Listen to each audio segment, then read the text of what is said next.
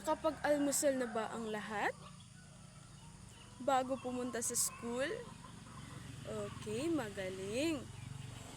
Mabuti naman kung ganon. Bago natin simulan ang araw natin, maaari bang tayo magsitayo at manalangin ng sabay-sabay na ito ay pangungunahan ni Usman? Okay, makinig ang lahat at huwag magsalit, huwag maingay.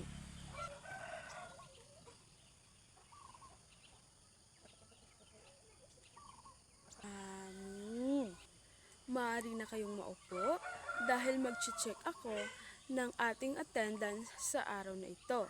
Sabihin lamang na narito kayo kapag tinawag ko ang inyong apelido. Naintindihan ba mga bata? Okay, magaling. Daluma, narito ba? Manda, narito ba? Minor, narito ba si Minor? Ampaso, narito ba?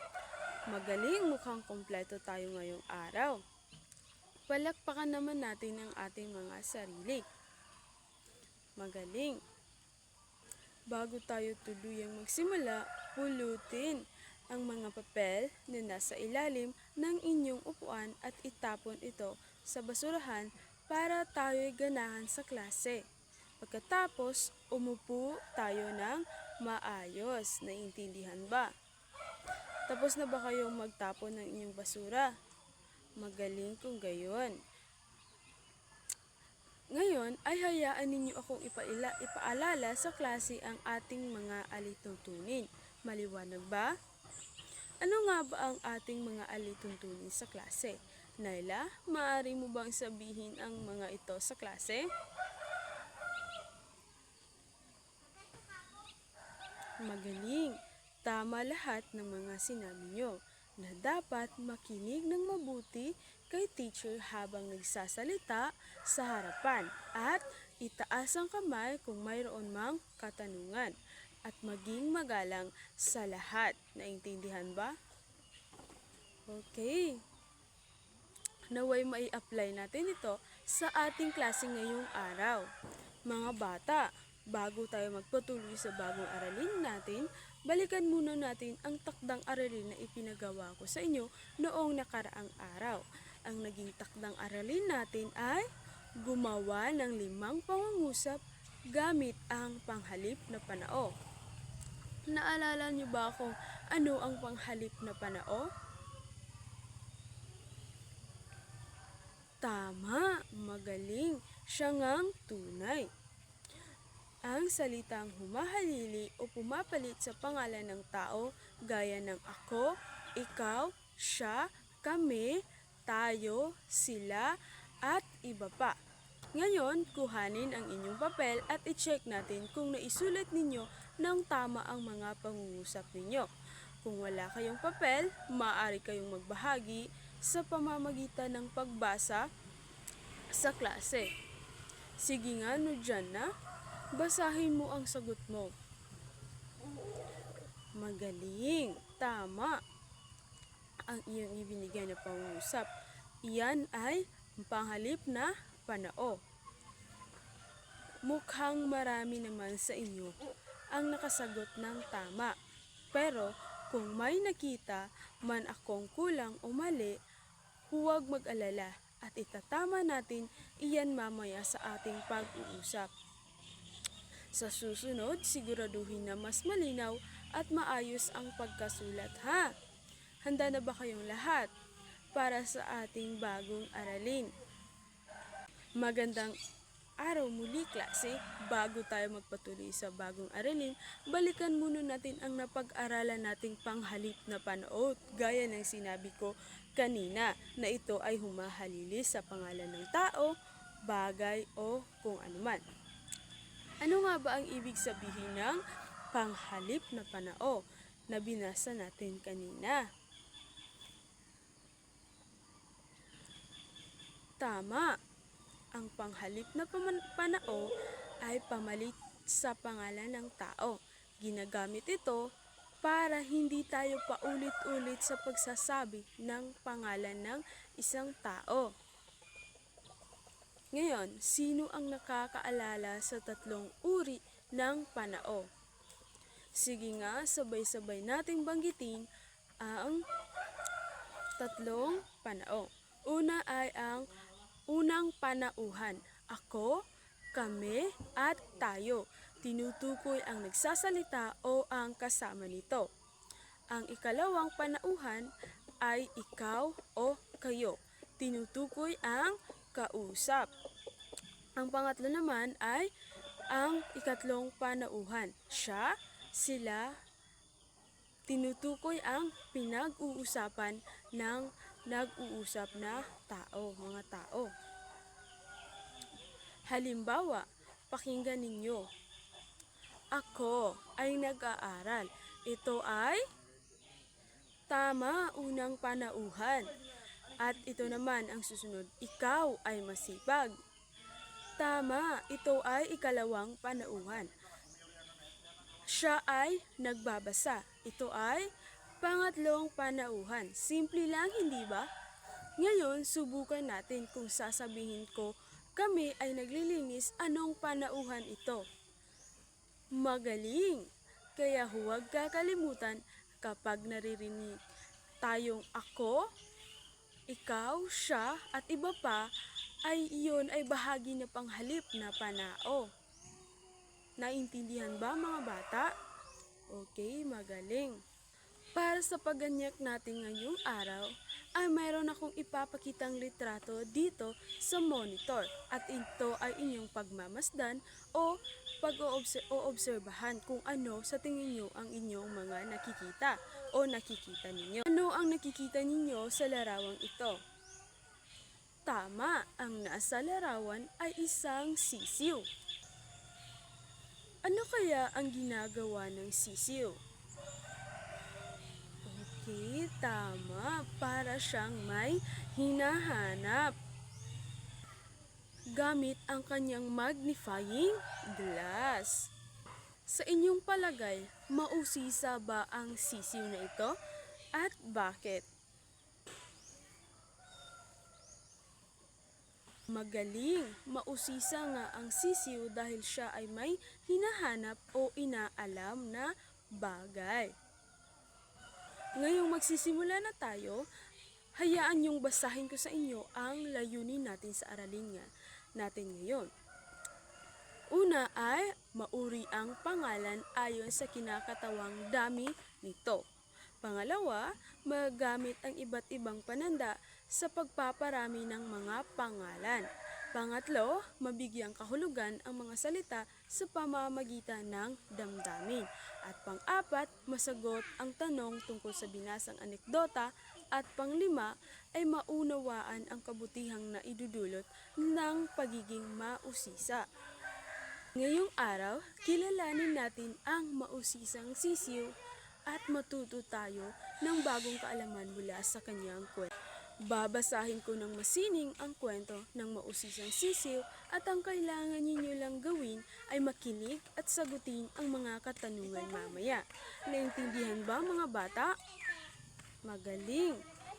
Ang mausisang sisiw. Nakikikalaykay ang sisiw na si Susie sa lupang nilalakaran nilang mag-iina. Tinutukan niya ang mga nagkalat na bigas sa kapatagan at naghahanap pa ng ibang makakain. Takang-taka ang sisiw sa kanyang nakikita sa lupa. Sabi niya, "Nanay, paano po bibilangin ang lupa?" Nagtatakang tanong ni Susie. Ang sagot naman ng kanyang ina, "Anak, hindi maaaring bilangin ang lupa. Pero ang uod po nabibilang. Hito, isang uod, dalawang uod, ayun, at may ikatlong uod." Takang-takang sambit ni Susie. "Halika anak, dakutin mo ang lupa," banggit ng ina ni Susie. Dinakot ni Susie ang lupa at nakita kung gaano kaliit ang mga ito nang biglang humangin. Nawala ang dinakot na lupa sa kamay. "Nanay, nawala ang lupang dinakot ko. Siguro'y maliliit ang mga ito," wika ni Susie. "Oo anak, sa sobrang liit, mahirap bilangin ang mga iyan. Kagaya rin iyan ng ating balahibo, ng bigas na tinutukan natin. Ang pawis na lumalabas sa ating ulo kapag napapagod, luha kapag umiiyak, ang asin na ginagawa ng mga hayop sa tabing dagat, pati ang tubig, kape at soft drinks ay hindi nabibilang. Turo ng isang inahin. Isang umaga, nagpaalam si Susi sa kanyang ina na pupunta sa silid-aklatan ni Tiagong Quago. Binabagtas niya ang daan papunta sa silid-aklatan na mapag-aliwan niyang tukuyin ang mga nakikita sa paligid. Una niyang nakita ay ang lupa. Hindi nabibilang.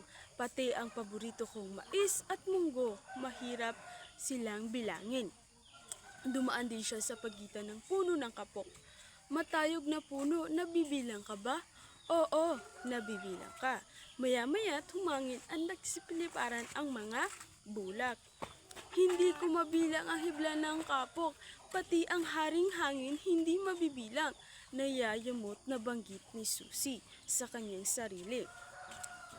Nang malapit na siya sa silid-aklatan ni Tiagong Quago, nakakita siya ng mga mosang na kumakain ng kape. Kaya kung bilangin ang mga butil ng kapeng iyon ng inyong kinakain, mga kaibigang musang. Pero kapag nadurog na ang mga ito, hindi ko na kayang bilangin pa. Natawa lang ang mga mosang sa pagkamausisa ni Susi. Nang makarating na si Susi sa silid-aklatan, hinihingal na siya. Susi, magandang umaga, hinihingal ka na. Mabuting magpahinga ka muna. Uminom ka muna ng tubig. Sabay abot ni Tiagong Quago ng isang baso ng tubig kay Susi. Maraming salamat po, Ginoong Tiago. Sabay lagok ni Susi sa tubig. Nang mahabol na ni Susi ang hininga, binanggit niya kay Ginoong Tiago, alam po ba ninyo, Ginoong Tiago, hindi pwedeng bilangin ang tubig at hindi lamang tubig ang hindi pwedeng bilangin, pati ang lupa, ang paborito kong munggo, mais at ang hangin, pagmamayabang na sinabi ni Susi. Napakatalino mo talagang inakay, Susi. Alam kong nais mo namang magbasa. Halika't pumanhik ka sa ating silid-aklatan, wika ni Tiagong Quago. At yon ang kwento ni Susi ang mausisang sisiw. Ngayon, kung talagang nakikinig kayo, maaari nyo bang sagutan ang tanong na kung sino-sino ang mga tauhan sa kwento of Nan? Maaari mo bang banggitin ang mga tauhan sa kwento? Okay. Tama. Marami ang mga naging tauhan sa ating kwento. Ano naman ang katangian ng sisiw sa kwento? Magaling, tila lahat kayo ay nakikinig at naunawaan ninyo ang kwento. Dahil dyan, mayroon akong inihandang maikling pagsusulit na inyong sasagutan bago tayo tumungo sa mas malalim na aralin natin ngayong araw. At ito ay ang pagbibigay ng kahulugan sa salitang pamilyar at di pamilyar sa pamamagitan ng damdamin. Narito ang panuto na kailangan ninyong sundin. Isulat sa unang kahon ang damdaming ipinapahiwatig ng sitwasyon at isulat naman sa ikalawang kahon ang kahulugan ng salitang may salungguhit. Tapos na ba ang lahat? Sagutan ang aking ipinagawa? Magaling! Mamaya ay ating susuriin ang mga naging sagot ninyo kung ito ba ay tama. Ano bang mapapansin natin sa naging tauhan sa kwentong ating binasa? Mayroon ba kayong napansin o napapansin? Kahanga-hanga at may napansin si Najira. Sige nga, Najira, at sabihin mo sa klase ang inyong napansin sa mga tauhan sa aking binasang kwento. Tama! Napakahusay, Najira. Ang mga tauhan sa kwento ay mga hayop. Dahil ang sisiw ay hayop, ang musang at ang kwago. Tama ba? Magaling! ang mga kwento na ang mga tauhan ay mga hayop ay tinatawag na pabula o fable sa Ingles. Isa sa pinakamatagumpay na paraan sa pagkukwento sa mga bata ay ang paggamit ng mga hayop bilang tauhan. Sa panitikang Pilipino, ang mga kwento ni Pilandok at ang karera ng pagong at ang koneho ang ilan sa mga pinakapopular na halimbawa nito. Nalalaman din ng mga maraming kabataang Pilipino ang kwento tungkol sa saging na pinaghatian ng isang matching at ng isang pagong. Narinig niyo na ba ang mga kwento tungkol sa mga ito? Magaling! Ako rin ay narinig ang mga kwentong ito noong kabataan ko. Pabula ang tawag sa uri ng panitikang tulad ng mga nabanggit ko. Ang pabula ay isang kwento na gumagamit ng hayop bilang pangunahing tauhan. Sa tingin ninyo, bakit kaya hayop ang ginagamit bilang tauhan sa pabula at hindi tao? Kay Ranisa, maaari mo bang sagutin ang tanong na ito? Dahil ba ito ay kapansin-pansin o mas kaaliw-aliw? Tama! Magaling ang iyong naging sagot kay Ranisa. Dahil ito ay mas angkop sa mga bata at mas naaaliw sila sa pamamagitan ng pagkukwento sa mga hayop. Bahagi ng pabula ng mayamang tradisyon ng panitikang oral sa ating bansa. Hindi tulad ng panitikang nakalimbag, walang isang taong nagmamay-ari ng panitikang oral sa bansa. Ibig sabihin, walang isang nagmamay-ari sa isang libro ng mga pabula. Si Osip, halimbawa, ay kilala sa kanyang mga pabula, ngunit hindi lamang si Osip ang nagsambit at naglathala ng mga ito. Sa Pilipinas, tinipon ni Damiana Eugenia ang lahat ng nakalimbag sa pabula at ipinalimbag ito bilang isang libro. Sinasabing lumalaganap na ang ganitong uri ng panitikan bago pa man ang panahon ni Kristo, noong panahon ng Renaissance. Lalong nakilala ang istilang ito ng pagkukwento. Pinakang ang tradisyon ng pagdating sa Italia, ang mga pabula mula sa iba't ibang panig ng mundo. Sinasabing ilan sa pinakamayayaman sa pabula noong mga panahong iyon ay ang mga bansang Gresya, Persya at India, ayon kay Bockham 1830. Nakatulong din sa paglaganap ng pabula ang paggamit ng iba't ibang uri ng grupo at sektor sa panitikang ito. Kung may matututuhan kang isang aral mula sa pabula ngayon, paano mo ito magagamit sa tunay na buhay bilang isang bata? Doon sa binasa ni teacher kanina na pabula. Hayla, maaari mo bang sagutin ang tanong na ito? Magaling! Kahanga-hanga naman ang iyong napiling aral mula sa ating binasa. Yun din, ang pabula ay binabanggit ng mga mangangalakal sa kwentuhan, ginagamit ng mga pare at pastor sa pagsisermon, at ginagawang halimbawa ng mga guro sa eskwela, katulad na lang ng aking ginagawa, at ginagawang gabay ng mga matatanda sa pagtuturo ng kagandahang asal. Ilan lamang ito sa mga okasyon kung kailan nagiging bida ang pabula. Naintindihan ba ang ibig sabihin ng pabula at kung saan ito nagmula at ang mga naglathala ng mga limbag na pabula, mga bata? Tama! Magaling naman kung ganon. Sino nga ulit ang kilala sa kanyang mga pabula? No, Sharina, maaari mo bang ibahagi sa amin kung sino itong kilala sa kanyang mga pabula? Okay, tama. Si Aesop. Maraming salamat na, Sharina. Maari ka nang umupo. Sino naman ang nagtipon sa mga pabula at inilimbag ito at ginawang isang libro? Alam niya? Maaari ka bang tumayo at sagutan ang tanong? Tama, alam niya, si Damiana Eugenio nga ang siyang nagtipon sa mga nilimbag na pabula at ginawa itong isang libro. Ano nga ba ang halaga ng pabula sa mga bata? Bakit mas madalas na ito ang ikinukwento sa kanila? Juhaida, maaari mo bang sabihin sa klase?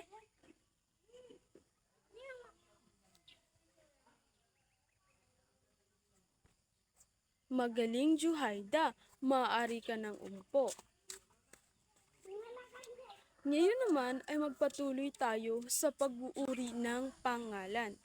Ayon sa bilang, paggamit ng iba't ibang pananda para sa pagpaparami ng pangalan.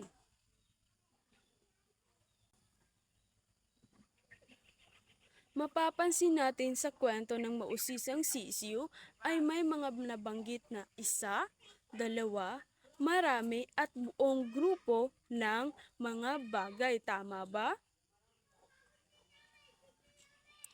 Ito ay tinatawag nating kailanan ng pangalan. Ipinapakita ni Susie sa kwento ang isa pang paraan ng pagkakategorya ng mga pangalan. Ito ay ayon sa katangian ng kinakatawan nito. Tinatawag na pangalang pangkabuuan ang mga pangalang hindi kayang bilangin. Ilan sa mga ito ang mga bagay na may makabuluhang malabuhanging katangian at ang pagkaing butil, likido, metal at elementong pangkalikasan. Samantala, ang iba pangalan na maaring bilangin ay ang mga pangalang nabibilang. May iba't ibang pamamaraan kung paano makikita ang bilang o dami ng mga pangalang nabibilang. Ang kailanan ng pangalan sa Pilipino ay pinapakita sa pamamagitan ng panandang ginagamit. Ano nga ba ang mga panandang ito? Ang mga panandang ito ay mauuri sa pamilang, una, pamilang, pangalawa, pantukoy, pangatlo, pag-uulit, pang-apat, panlapi at panglima ay pang-uri. Pag-aaralan natin ang mga pananda na ginagamit sa pagpaparami. Aris, maaari mo bang basahin ang kahulugan ng pamilang?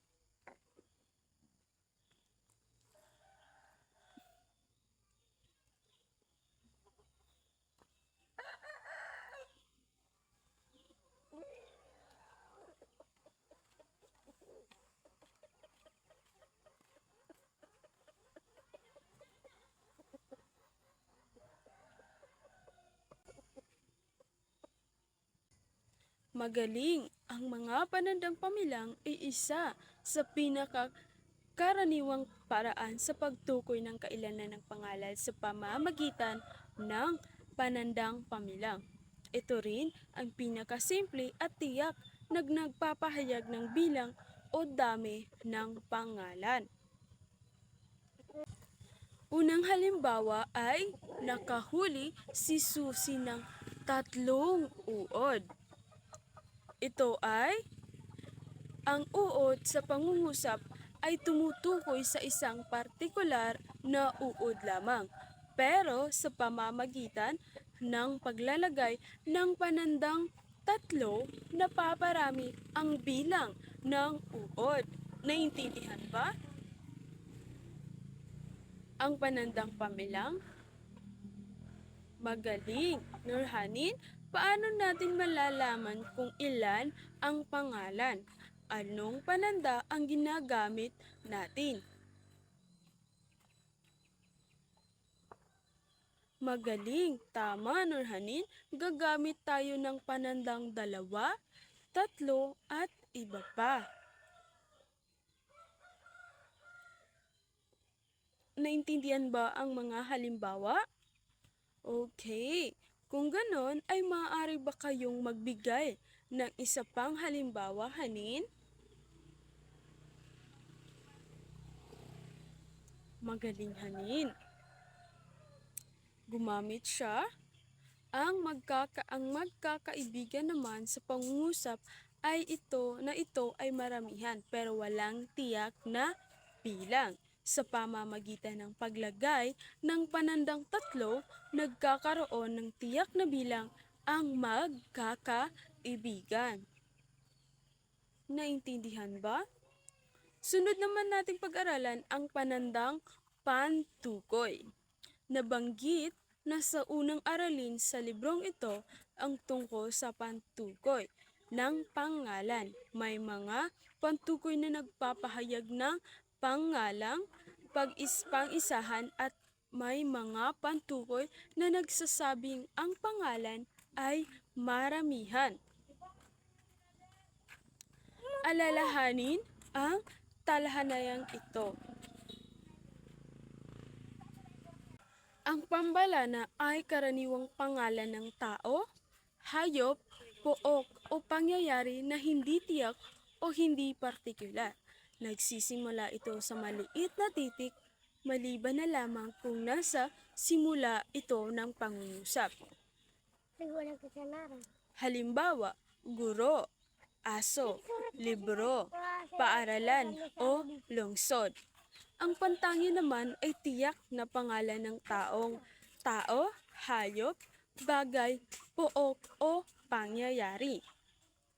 Nagsisimula ito sa malaking titik dahil ito ay tanging ngalan. Halimbawa, Ginoong Santos, Bantay, Noli Me Tangere, Paaralang Mabini at Maynila.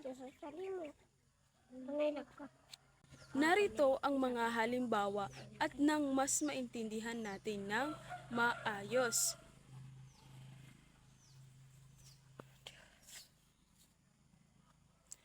Una ay nakakatuwa ang sisiw. Sa pangungusap na ito, ang ay tumutukoy sa sisiw, isang pangalang pambalana. At ayon sa talahayanan sa itaas, ang ay tumutukoy tumutukoy sa pangalang isahan. Ibig sabihin, sa pangungusap na ito, ang sisiw ay iisa. Kung gusto mong sabihin na maraming aso ang naglalaro sa parke, anong pantukoy ang gagamitin mo? Ang o ang mga? Bakit kaya, Nadia?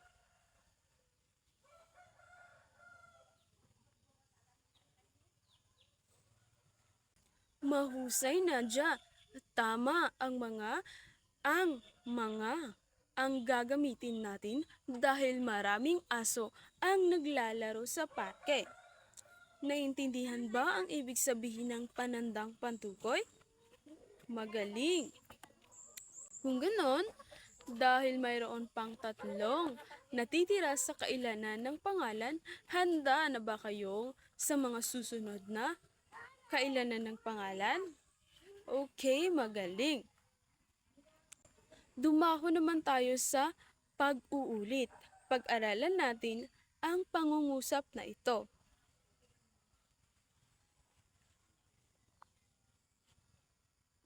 Karaniwang kami lamang magkakapatid ang maagang naghahanda para umalis. Sa salitang magkakapatid, ang word base ay kapatid o ang salitang ugat ay kapatid. Sa pamamagitan ng pag-uulit ng unang pantig ng word base ay naipapaalam na higit sa dalawa ang bilang ng pangalan. Maaari bang magbigay pa ng halimbawa ng salita na ginagamitan ng pag-uulit upang ipakita ang maramihan? Magaling! Dumako naman tayo sa pang-apat na kailanan ng pangalan, ang panandang panlapi. Maaaring gamitin ang unlaping ka at hulaping han sa pagpaparami ng pangalan.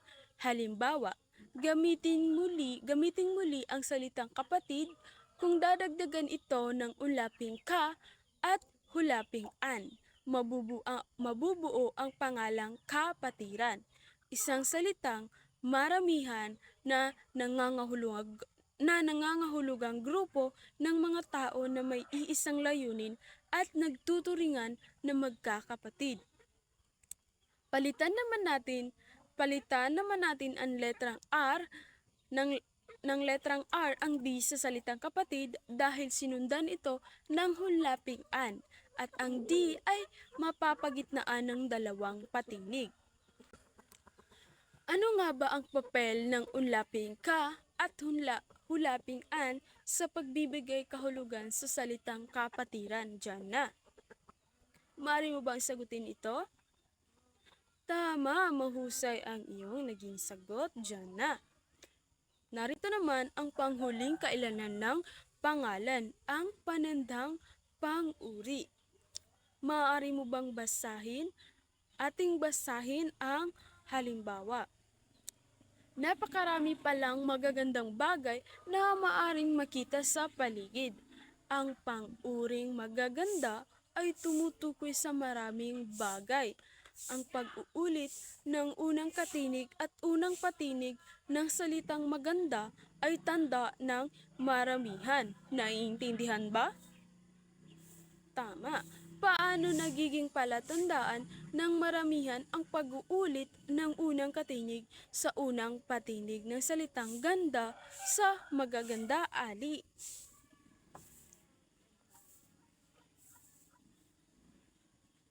Tama, Ali. Maraming salamat. Naintindihan naman ba ang panandang pang-uri, mga bata? Kung gayon ay nais kong sagutan ninyo ang aking ibibigay na pagsusulit sa ating binasang kwento. Kanina, humanap ng pangalan sa kwentong binasa. Kuyin kung ang mga ito ay pangalang pangkabuuan o pangalang nabibilang. Magaling, naiintindihan ba ang naging aralin natin tungkol sa kailanan ng pangalan? Ano nga uli ang ibig sabihin nito, Hayla? Mahusay, Hayla. Ano naman ang mga pananda ng kailanan ng pangalan, Khalid?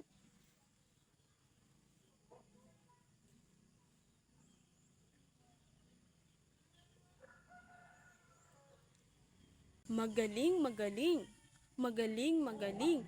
Tiyak akong papasa kayong lahat mamaya sa ating pagsusulit naman na gagawin dahil lahat niyong nasagot ang aking mga katanungan. Bigyan ninyo ng masigabong palakpakan ang inyong mga sarili. Pero bago natin gawin ang pagsusulit, alamin muna natin ang sukatang Pinoy ayon sa kultura nating mga Filipino. Mahirap talagang bilangin ang mga pangalang pangkabuuan, hindi ba? Huwag mag-alala.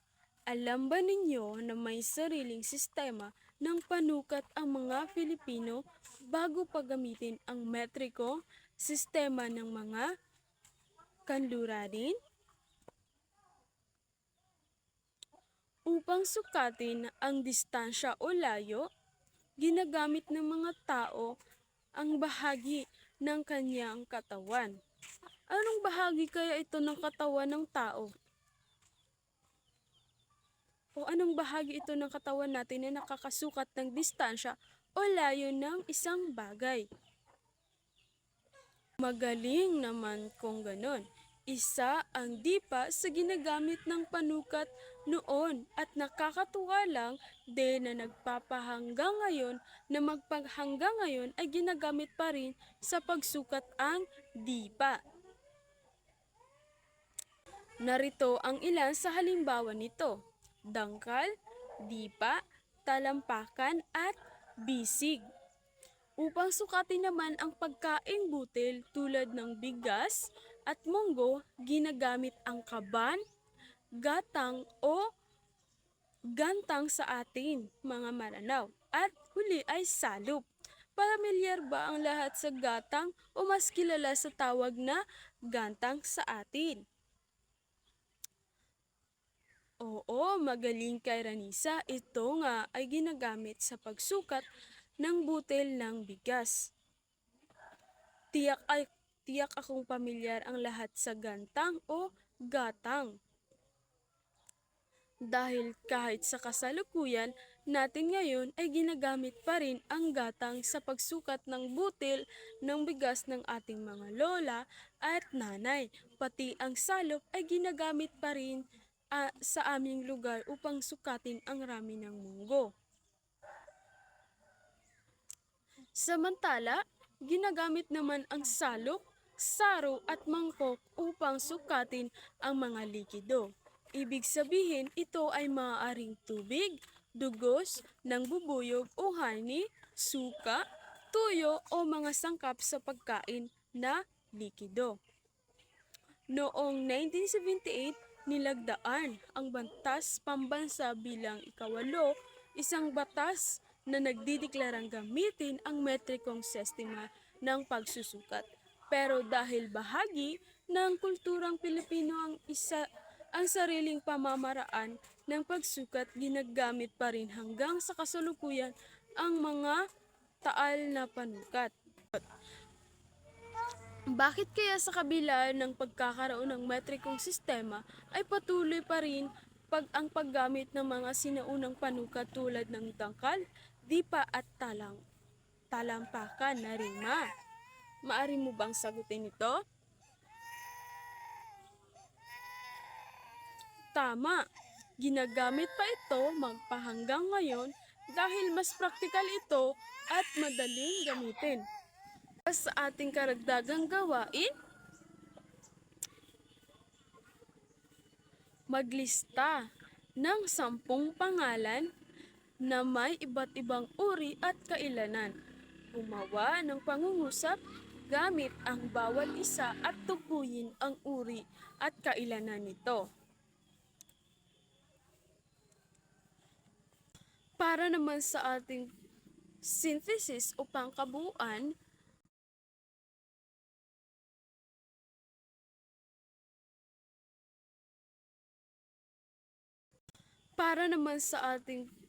synthesis o pangkabuuan, ano nga ulit ang napag-usapan o napag-aralan natin ngayong araw? Ano nga ulit ang napag-usapan at napag-aralan natin ngayong araw? Una ay ang kahalagahan ng pagiging mausisa at ang tamang paggamit ng pangalan. Sa kwento ni Susie, nakita natin kung paano nakakatulong ang pagtatanong at pag-uusisa sa pag-unawa ng mga bagay sa ating paligid. Natutunan din natin ang pagkakaiba ng mga pangalang nabibilang at pangkabuuan, pati na ang mga panindang ginagamit upang ipakita ang bilang ng mga ito.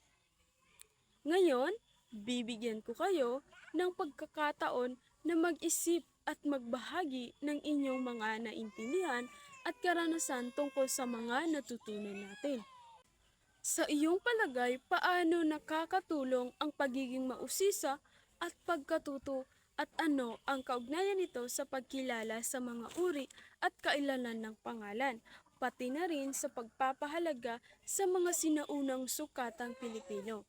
Alam niya, maaari mo bang sagutin ang katanungan na ito?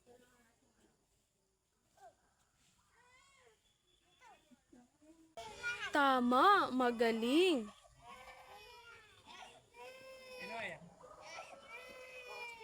Ang pagiging mausisa ay malaking tulong sa pagkatuto dahil natutulungan tayong magtanong at maghanap ng sagot tungkol sa mga bagay sa paligid natin. Dahil dito, mas nauunawaan natin ang mga bagay tulad ng pangalan kung alin ang nabibilang at alin ang hindi nabibilang.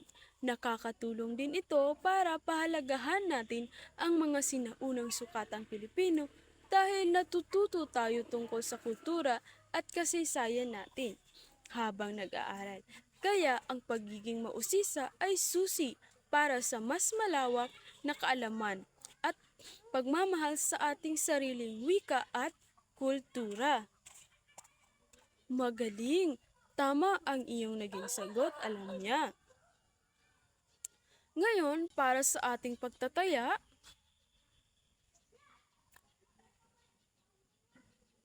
nais kong magbuo kayo ng isang maikling kwento o salaysay na naglalaman ng iba't ibang pangalan at kailanan. At para naman sa ating takdang aralin ngayong araw na ipapasa ninyo bukas ay mayroon akong inihanda na takdang aralin. Ang panuto ay magbibigay kayo ng isang sitwasyon kung saan kailangang gumamit ang mga estudyante ng tamang pangalan at kailanan sa paggawa ng isang maikling kwento tungkol sa isang mausisang sisiw. Naiintindihan ba ang ating pagtataya at takdang aralin ngayong araw? Okay, magaling. Dahil dyan, dito lamang nagtatapos ang ating aralin sa araw na ito. Maaari na kayong umuwi pagkatapos niyong sagutan ang pagtatayang ibinigay ko.